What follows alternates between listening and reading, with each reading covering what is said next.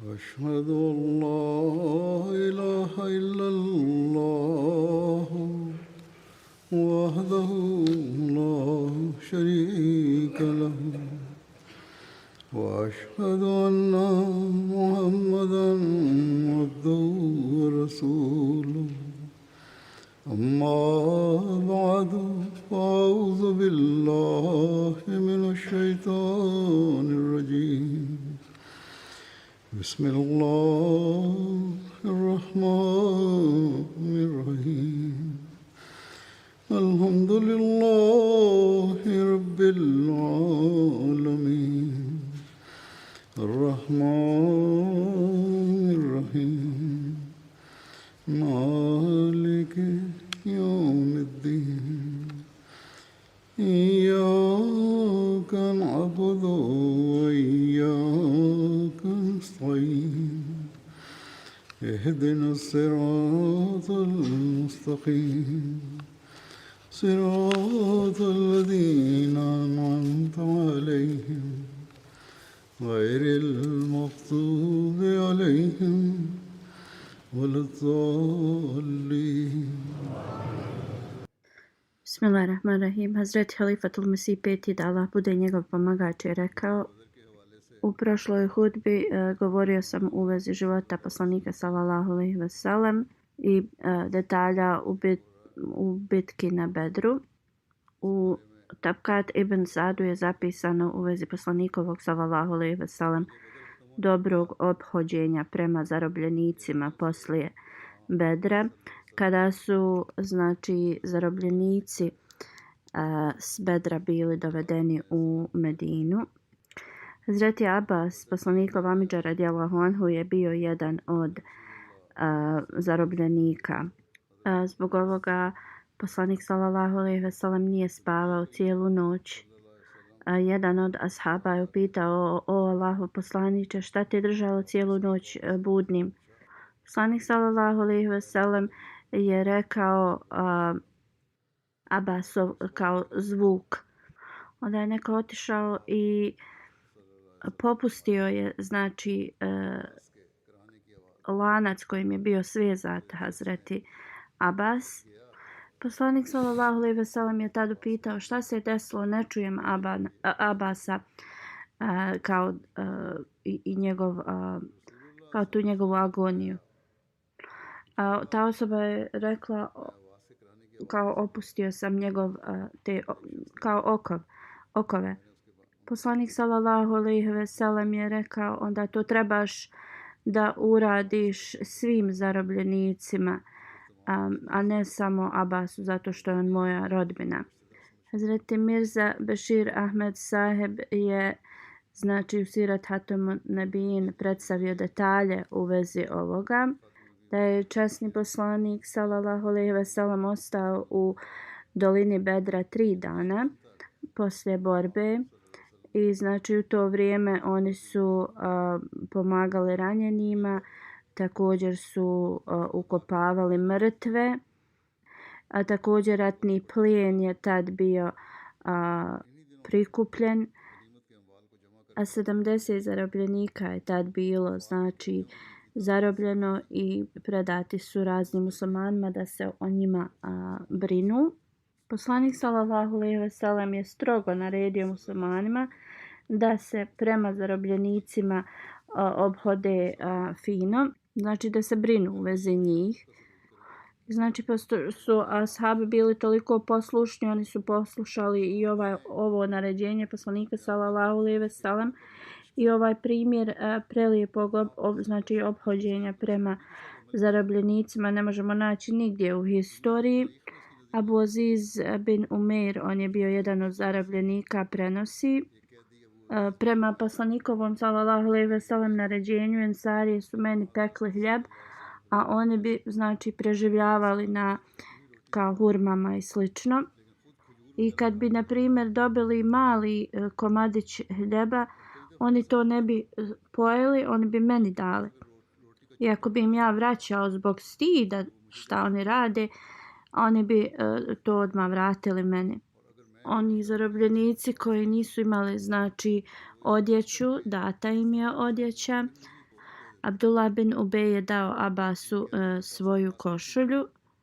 Sir William piše u vezi ovog lijepog ponašanja prema zarobljenicima na sljedeći način.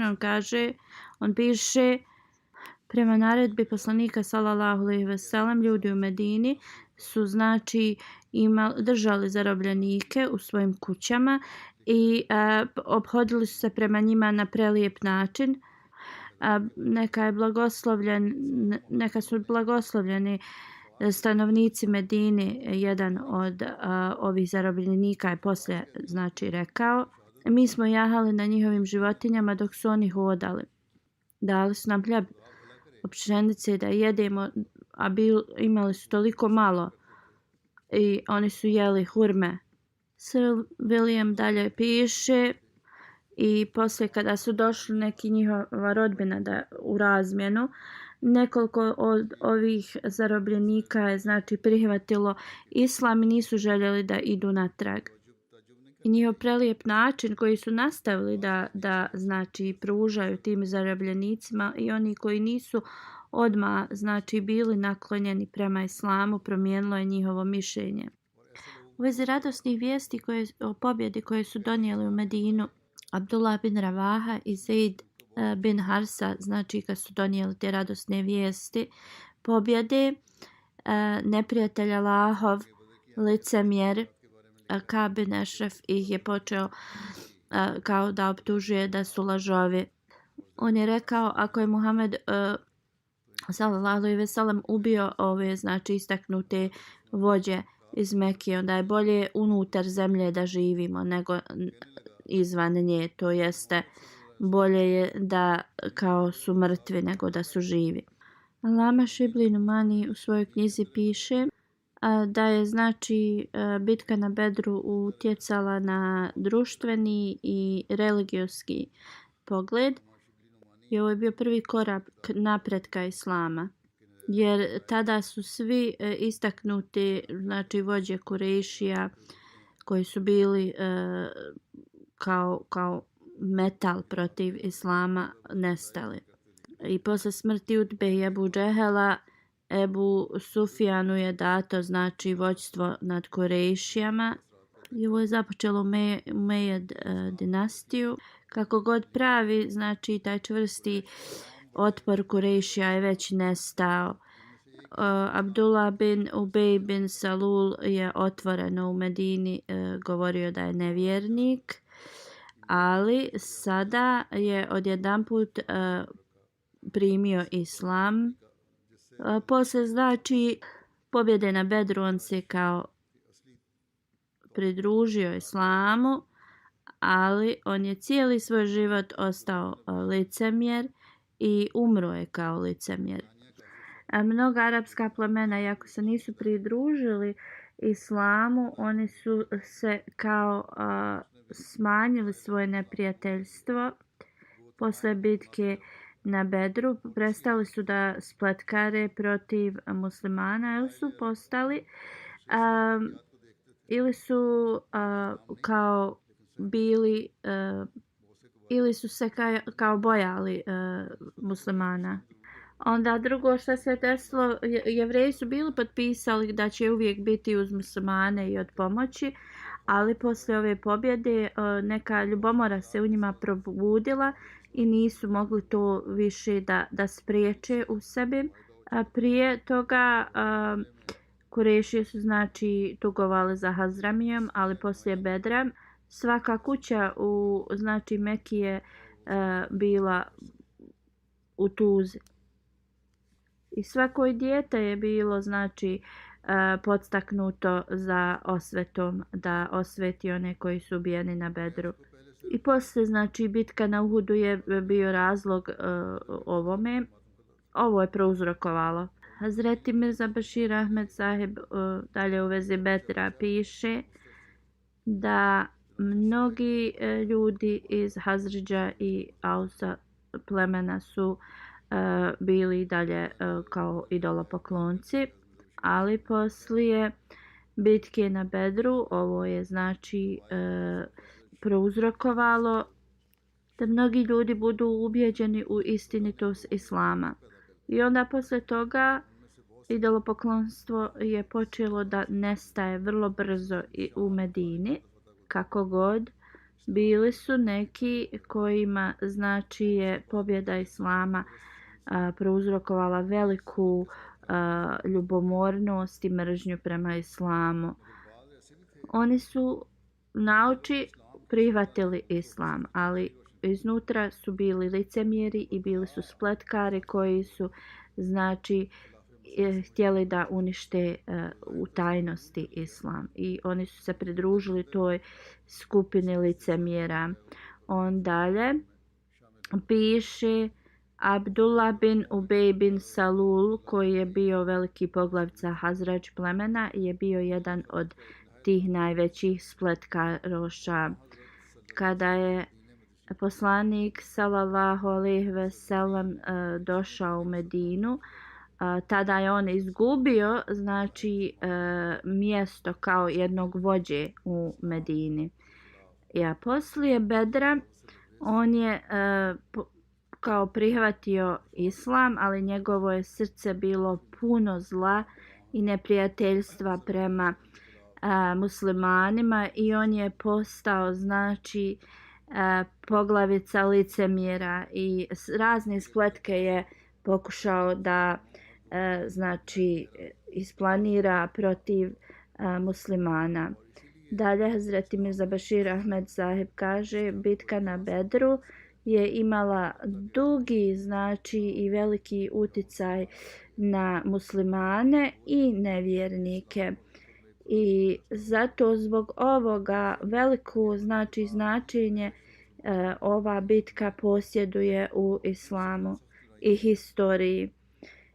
Jeumul Furkan je Kur'an znači nazvao ovu bitku drugim riječima dan kada je manifestirana istina i neistina ili islam i nevjerovanje.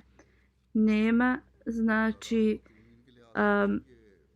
sumnje da su mnoge druge borbe se desile između Kurešija i muslimana i neke su bile vrlo oštre, jake i kroz mnoge stvari su muslimani prošli tim bitkama, ali smatra se da je kičma Kurešija u Bedru bila slomljena i ništa nije moglo da ih znači oporavi od te borbe. Što se tiče gubitka, 70 do 72 Kurešije su tad znači izgubili svoje živote i to nije bio neki broj da je to nešto kao preogromno za Kurešije. Na Uhudu toliko je muslimana znači izgubilo život. Ali muslimane znači to nije zaustavilo, iako su bili vrlo slabi i dalje u to vrijeme i malom broju. Onda zašto je Jeumul Furkan, bitka na Bedru, nazvata? Najbolji odgovor je u sljedećim riječima časnog Kur'ana. Zaista taj dan korijen nevjernika je iskorijenjen, a drugim riječima znači korijen je pogođen nevjernika, da je to dotaklo znači njihove grane, onda ne bi imalo toliki uticaj.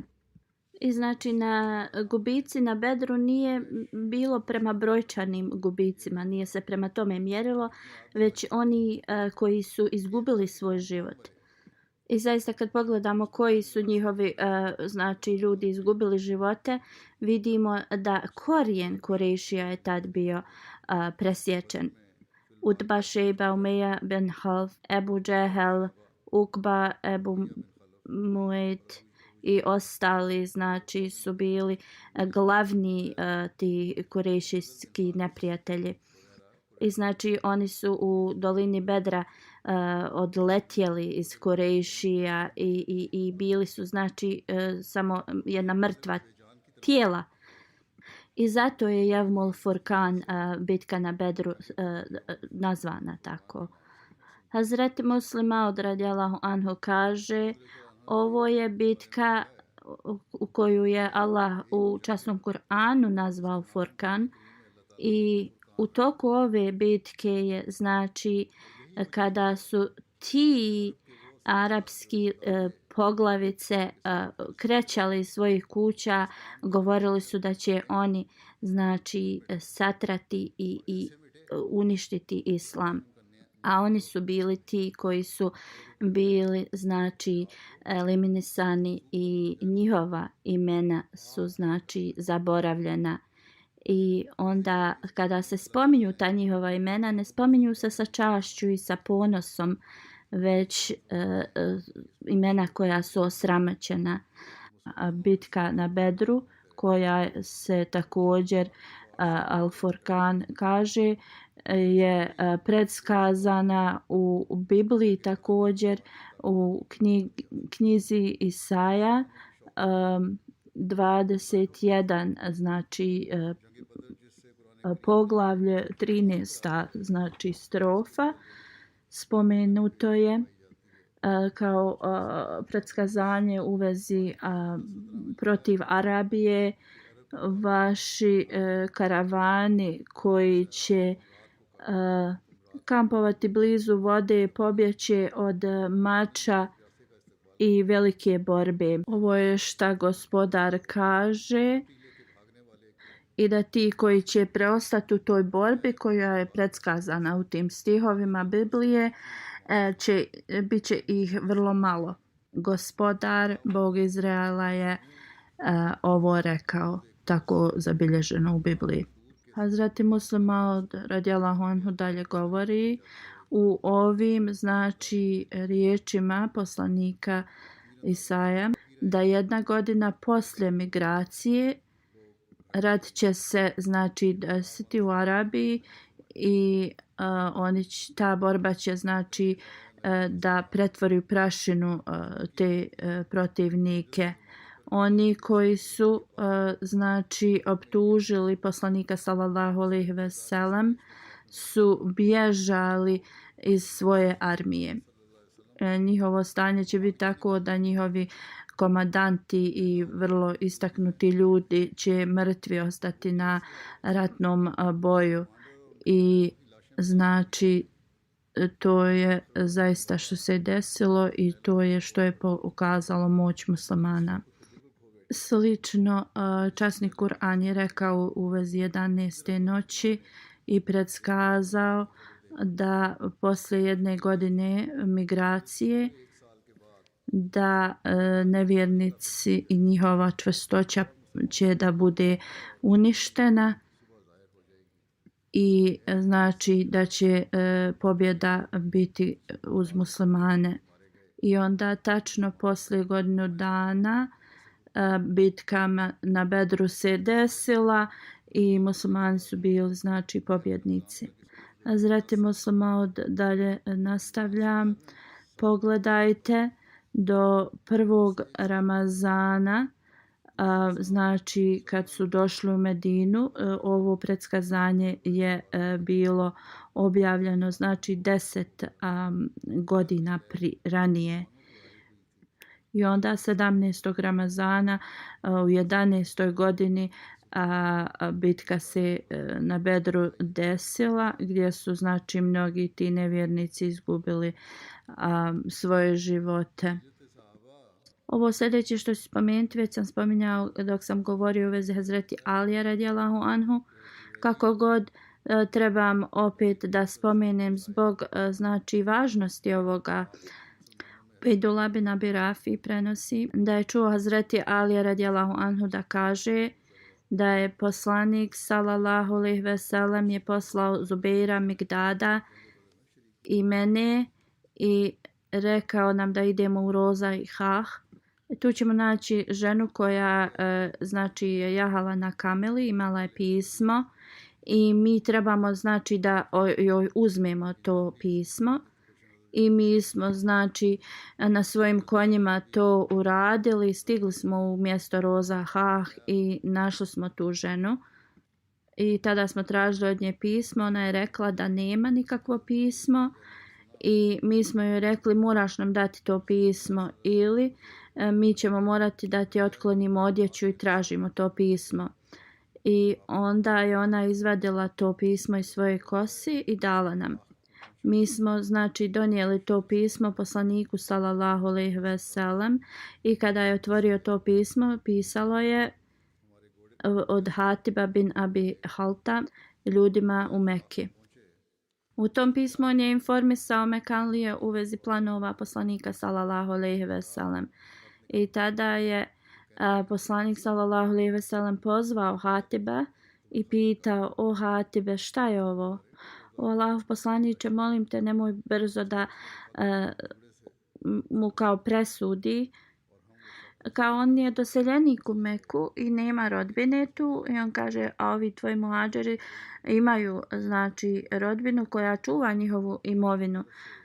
Zato što ja nemam nikakvih znači rodbine u Meki, ja sam želio kao da ima od njih neku uslugu, tako da se oni prema njemu ili njegovoj imovini ophode dobro.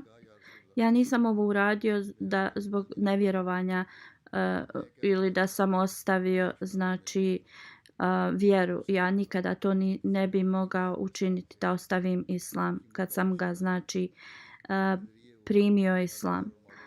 Poslanik sallallahu alejhi ve sellem je rekao, zaista on je rekao istinu. Hazreti Omer radijallahu anhu je rekao: "O Allahu poslaniče, dozvoli mi da mu kao odrubim njegovu glavu." Poslanik tada sallallahu alejhi ve sellem je rekao, on je učestvovao na Bedru i Allah je rekao da uradite kako god hoćete, ja sam pokrio vaše grijehe.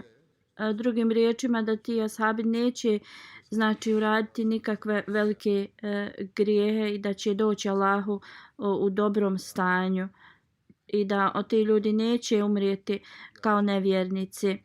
I onda prema Hatibovim riječima znači nikada nevjerovanje ne može doći u njegovo srce. Hazreti Ebu Hureyre radijallahu anhu prenosi da je poslanik sallallahu alejhi ve sellem rekao: "Vjerovatno Allah dželešanuhu je sa milosti pogledao na ashabe sa Bedra i rekao: radite kako želite jer ja sam vam oprostio." Drugim riječima, osim nevjerovanja, Allah dželešanuhu će im znači opraštati neke manje greške i ovim riječima ili ovim obećanjem Allah dželešanuhu je znači naveo da ashabi s Bedra njihovo vjerovanje će da ostane uvijek ispravno. Iako neke znači greške naprave, to će biti jedna znači ljudska greška, ništa strašno i nešto što će Allah dželešanuhu da im oprosti. Hazreti Hafsa radijallahu anha prenosi da je poslanik sallallahu alejhi ve sellem rekao: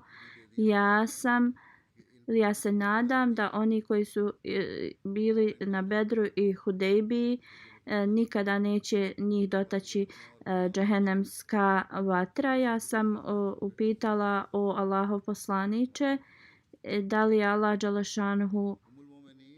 Ona je navela neki ajet, ali poslanik sallallahu alejhi ve sellem je rekao: ali zar nisi čula da je Allah dželešanuhu rekao da će on sačuvati bogobojazni. I također u toku hilafeta Omara radijallahu anhu, kada su dobivali mjesečni znači iznos, ashabi koji su učestvovali na Bedru su imali veći iznos. Sir William piše da ashabi s Bedra su znači bili istaknuti ashabi. Među drugim muslimanima Sada bi Vakas, kada mu se znači smrt približavala, rekao je: donesite mi ogrtač koji sam nosio na Bedru, to je ogrtač koji sam za ovaj dan sačuvao. To je Sad koji je bio zaista mlad u toku Bedra i on je poslije osvojio Perziju i bio guverner Iraka. Ali sve te njegovi uspjesi znači koje je imao u toku svog života nisu bili znači ravni bitci na Bedru. I on je znači taj ogrtač sa Bedra smatrao najčasnijim od svih drugih koje je nosio u toku tih svojih uspjeha kroz svoj život. Njegova znači zadnja želja je bila da bude ukopat u tom ogrtaču. Jedan znak od imama Mehdija jeste da će imati knjigu u kojoj spominje 313 svojih ashaba. To je kao sličnost bitci na Bedru. Obećani Mesih alejhi selam kaže u vjerodostojnom hadisu se spominje u vezi imama Mehdija da će on imati knjigu u kojoj 313 njegovih istaknutih ashaba je spomenuto. I vrlo je važno da ovo predskazanje je ispunjeno danas, da se spomene. I znači nikada u historiji se nije spomenuo Mehdi koji je to uradio. Obećani Mesih alejhi selam kaže da je ovo bilo nešto smišljeno od ljudi, onda ovo se davno moglo da uradi, ali predskazanja Allahova postoje ili imaju te posebne kriterije da jednostavno lažov ne može da ih upotrijebi u svoju korist.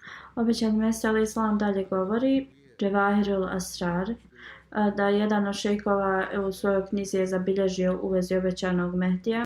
Prijevod toga je: Mehdi će se pojaviti u selu Kada, ovo je na arapski riječ Kadijan. Onda dalje kaže Allah će dokazati istinitost tog Mehdija i dovešće mu prijatelje iz daleka i oni će biti znači jednaki broju ashaba s Bedra.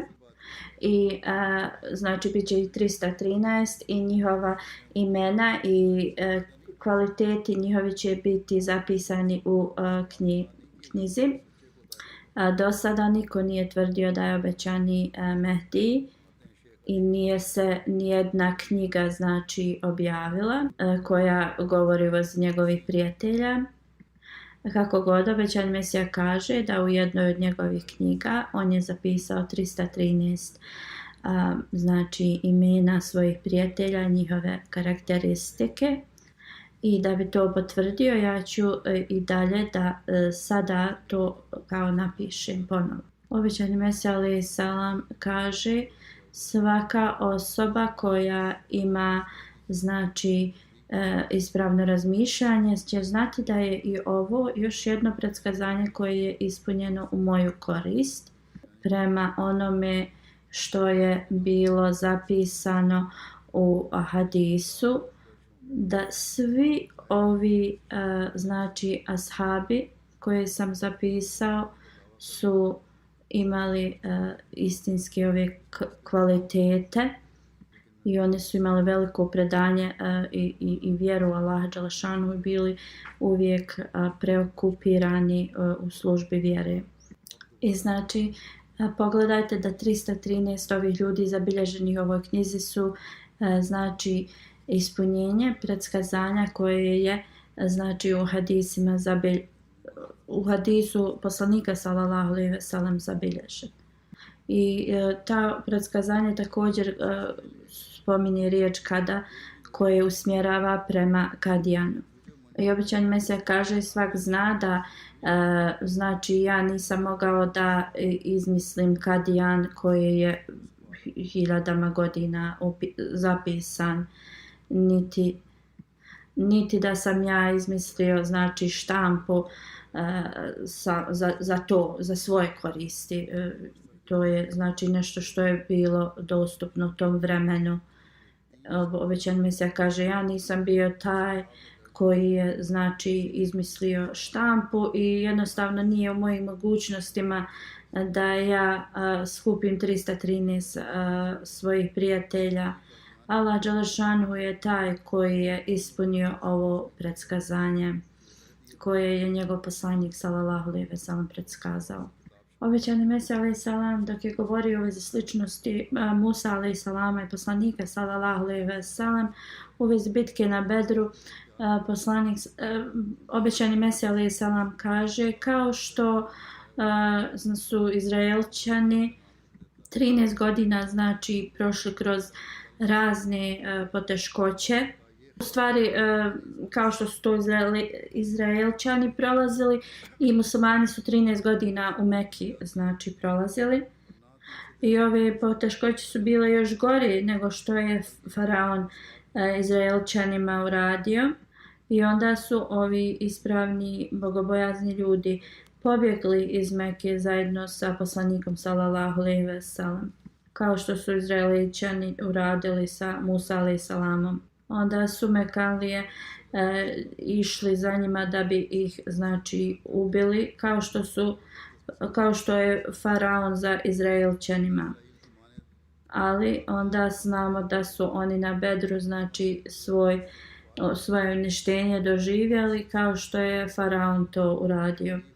I da bi znači uradili ovu neku povezanost između ova dva događaja, kada je vidio Ebu Džehelovo tijelo na Bedru, poslanik sallallahu alejhi ve sellem je rekao: ova osoba je faraon kao ove nacije.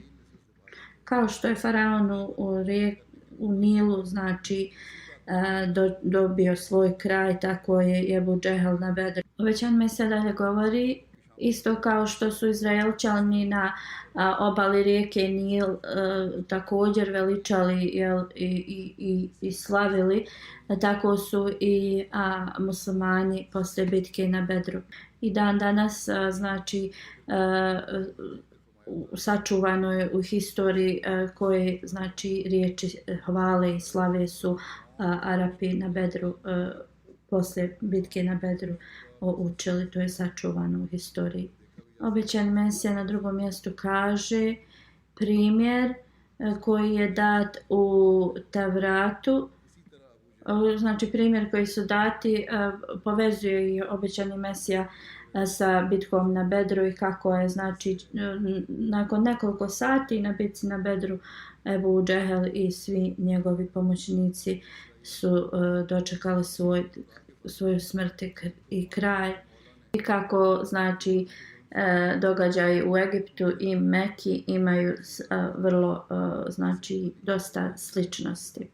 U Kur'anu Allah dželešanu je rekao: Allah ti je pomogao na Bedru kada si bio znači nemoćan.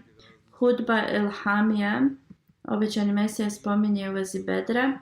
Obećani Mesija govori iz Allahovi znači riječi: Allah ti je pomogao na Bedru kada si ti bio nemoćan. U vezi ovoga obećani Mesija alejhi selam kaže: razmislite dobro u vezi ovoga kao oni koji imaju razum. Znači ovaj ajet pokazuje u vezi dva Bedra. Znači prvi je bitka na Bedru, drugi je oni koji će doći poslije. I ovo jednostavno pokazuje da će doći takva noć u budućnosti koja će biti slična Bedru i da će to da poslije 1400 godina će se manifestovati znači Allahova pomoć i jednostavno učenjaci znaju da se ovo povezuje sa dvije znači perspekcije na Bedru i znači drugi je Bedar vrijeme koje će da dođe kada muslimani budu u vrlo teškoj situaciji, to jeste na današnjici. Obećani Mesija alejhi selam kaže.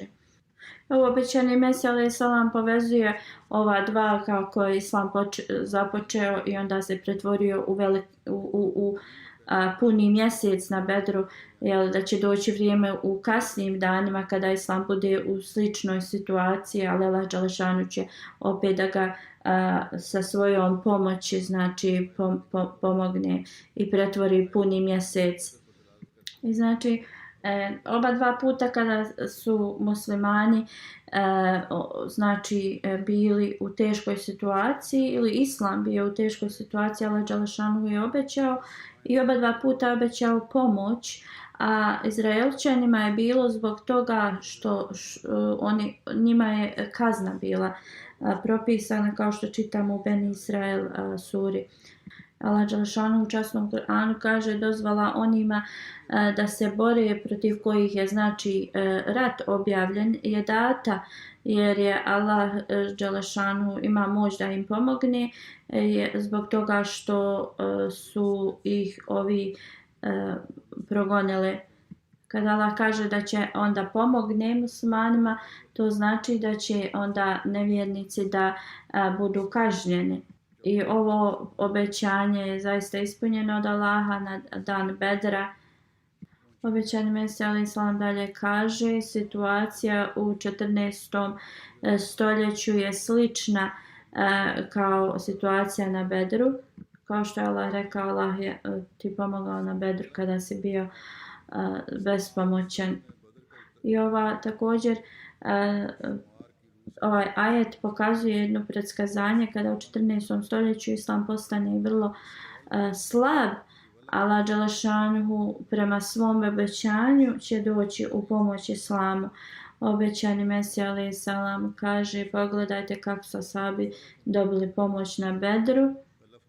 I ovo je znači bilo njima dato kada nisu imali veliki broj muslimana. I ovo je također, znači Bedar je jednostavno to predskazanje da će Allah u 14. stoljeću ponovo da manifestuje svoju pomoć muslimanima. I 14. stoljeće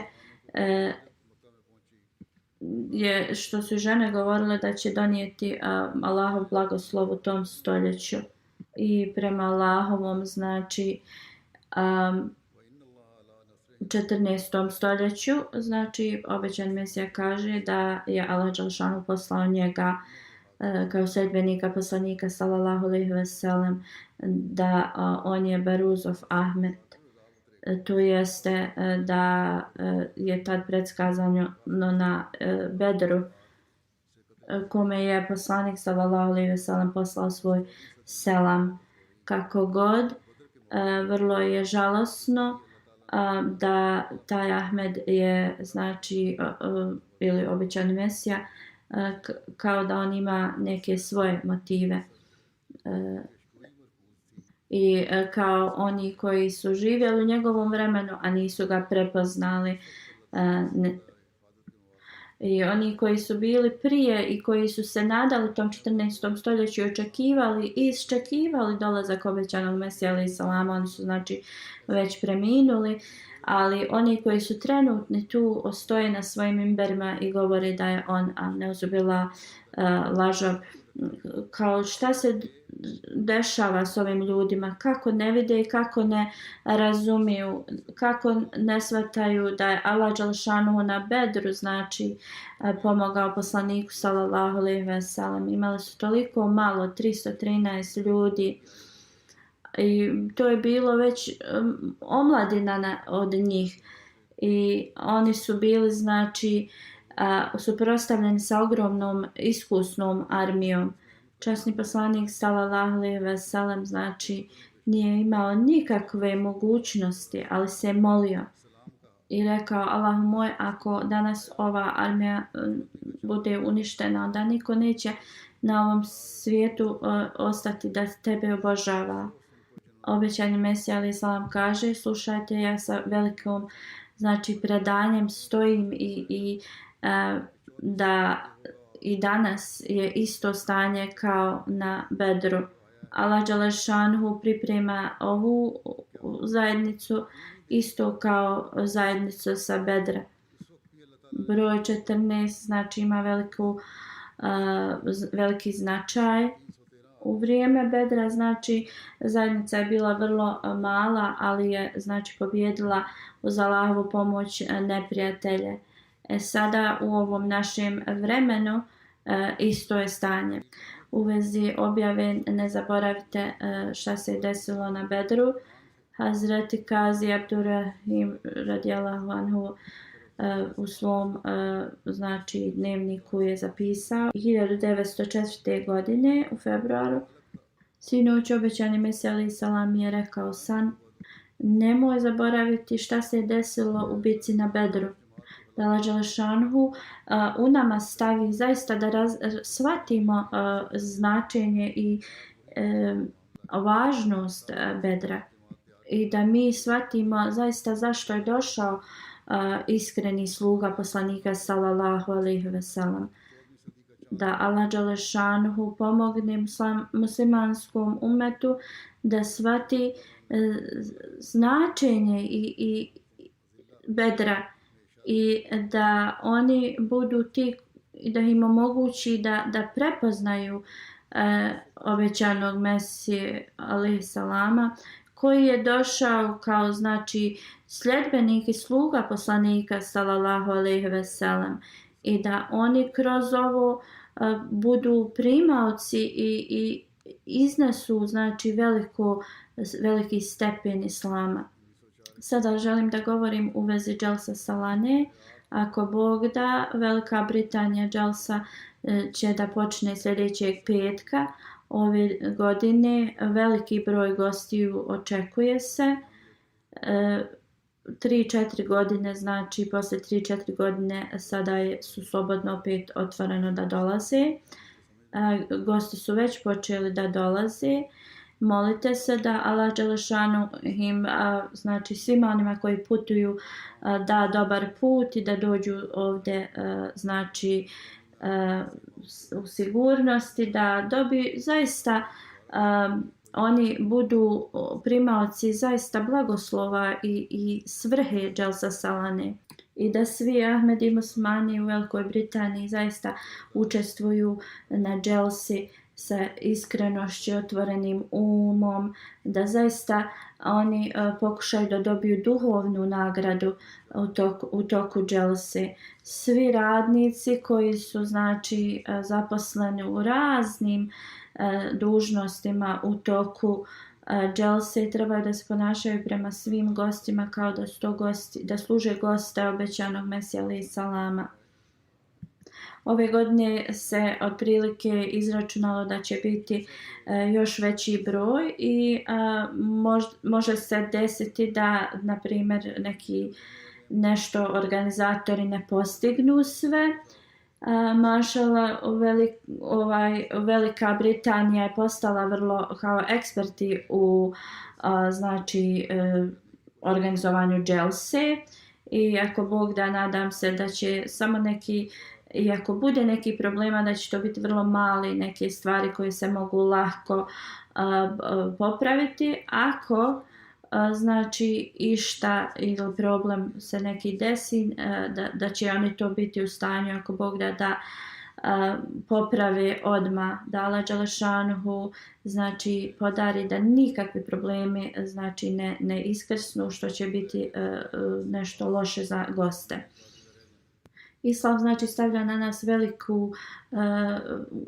usmjerava nas na to da predajem veliku čast gostima. Onda ti gosti koji nam dolaze, svi oni koji su na dužnosti trebaju da im izražavaju čast i trebaju da ih služe. I ovo sve što radite znači je da bi dobili zadovoljstvo Allaha dželešanuhu. Jedini znači nije ti cilj u službi gostiju.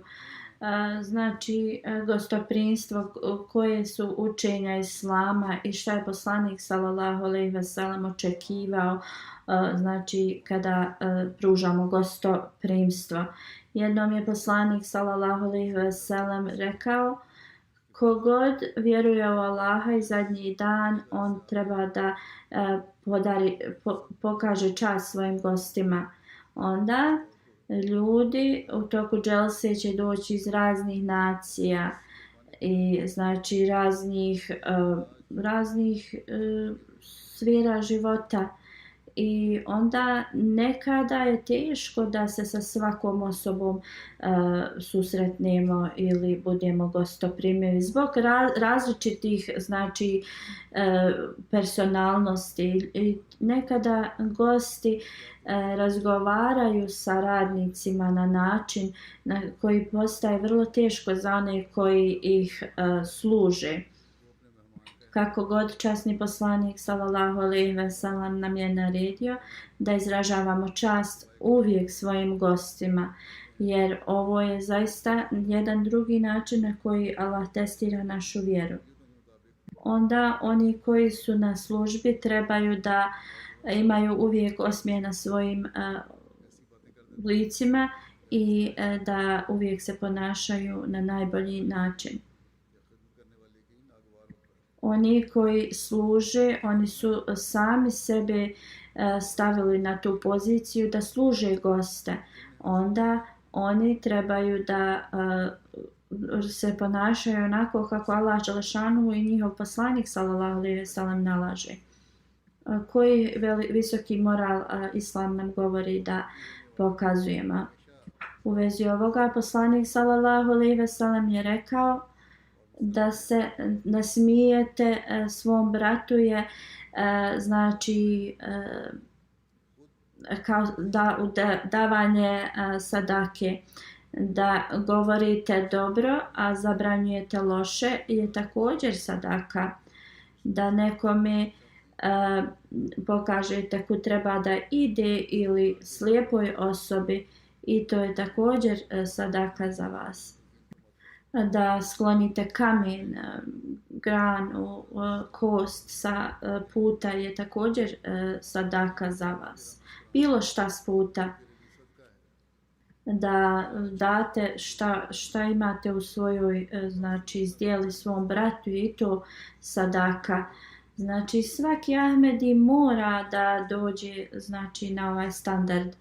Ja ovo upućujem sve radnike dželse da se uvijek s osmijehom znači obraćaju gostima. Nekada oni koji rade na dželsi imaju vrlo malo vremena da se odmore. Ali nama je znači naređeno da se uvijek osmijehujemo i da služimo na najbolji način goste. Onda također tarbijat departman, ako vidite nekoga da se ne ponaša prema uputama Islama, onda na vrlo lijep način trebate da ih korigujete. Onda u hadisu se spominje da nekome pokažemo znači direkciju ili put kuda da ide i mi imamo mnoge timove na dželsi koji pokazuju drugima kuda trebaju da idu. Također mnogi znakovi su postavljeni kuda trebaju da ljudi idu, ali ako neko upita i pored tih znakova kud trebaju da idu, onda na lijep način treba da se upute. Ne samo oni koji imaju tu dužnost da daju direkcije, nego svi prisutni. Iako znači znate uputu kako da date nekome, recite im, ako ne, onda im pokažete gdje mogu da upitaju nekoga za upute. I svi znači znaju da oni koji imaju neke fizičke prepreke ili slab vid je dužnost svakoga da im pomogne i ovo uopšte ne trebam da opširno govorim u vezi ovoga. Slično ako bilo koji gost baci smeće, plastiku ili nešto na putu ili negdje gdje nije dezigna mjesto gdje se baca, iako imamo higijenske timove svugdje na dželsi, ali bilo koji radnik koji naiđe poslije toga treba da to podigne i baci u korpu za smeće. Administracija također treba da korpe za smeće postavi na razna mjesta, tako da se to ima dostupno. I oni koji se bave za hranu također trebaju da se brinu za goste.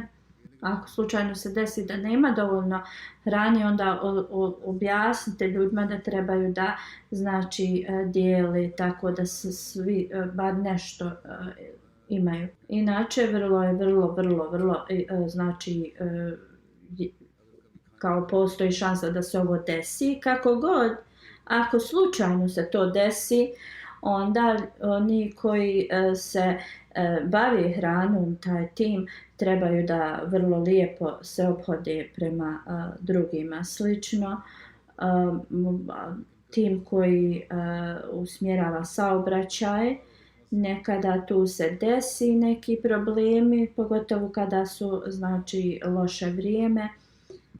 A također želim i gostima da kažem da trebaju da zaista rade sa onim koji se brinu o saobraćaju i također ti koji rade u departmanu moraju da pokažu velike morale i mnogi drugi departmani koji se brinu za Dželsu Salanu. Svi trebaju da se ponašaju prema upitama poslanika sallallahu alejhi ve sellem, da uvijek znači zadrže osmijeh na svojim licima, da Allah dželešanuhu pomogne svim radnicima da ispune svoje dužnosti na najbolji način i da dželsa bude blagoslovljena u svakom pogledu. I svaki Ahmedi treba da se moli za uspjeh dželse i da nam Allah to omogući.